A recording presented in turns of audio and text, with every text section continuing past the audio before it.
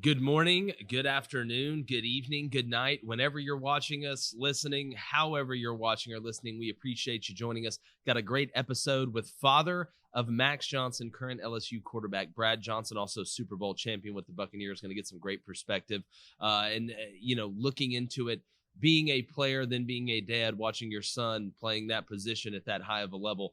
And really how LSU is going to look this year. I think it's going to be an inside perspective that you really like. But first, before I get to my monologue, as usual, got to shout out betonline.ag. Head over there today. The online casino is always open. We got the NBA playoffs gearing toward the finals. Shout out Phoenix Suns. Interested to see what the Hawks and Bucks do tonight without Trey and Giannis. Going to make that pretty interesting. Major League Baseball as well. Soccer, anything from parlays, teasers, pleasers, game props, team props, anything.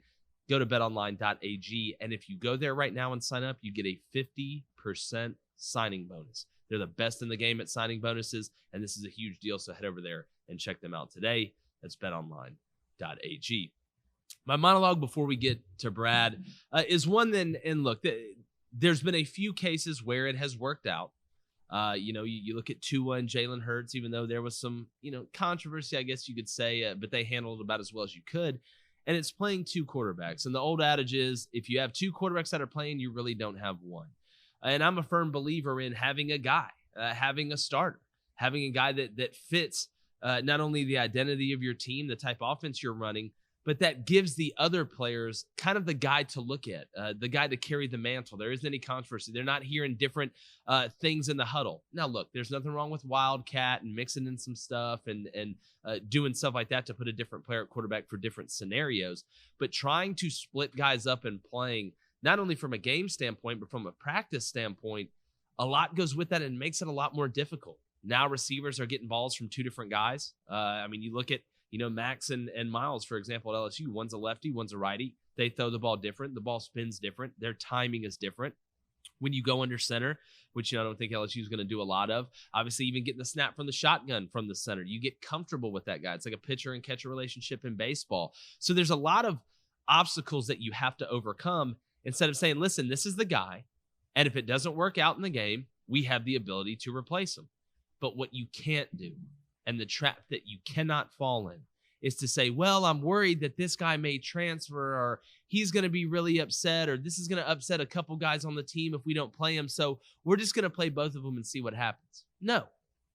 The best player plays. The quarterback that fits the system the best and gives you the best chance to win, no pun intended, that maxes out your potential, is the guy that should play. So I'm a firm believer in this, rope-de-dope, do-si-do of trying to play two guys and getting them in certain situations. I'm not a fan of that. What else it does, it really gives a lot of tendencies. You'll see this from teams. I use Georgia as an example, that, you got 4 or 5 great running backs. That's great. But when you only put them in there to do certain things, the defense is going to know that too. So when you're replacing quarterbacks, the defense is going to have a good idea of why you're using this guy. Typically, it's a guy that can run and a guy that can't. Well, hell, I got a pretty good idea what you're bringing him in the game for. So I'm a big believer in having a guy, tons of competition in the room, which is fantastic. Iron sharpens iron, whatever cliche you want to use. But those players need to be able to look at one guy and say, that's our starter right there. That's him. And where it really helps in practice, as I mentioned. That's my monologue for today.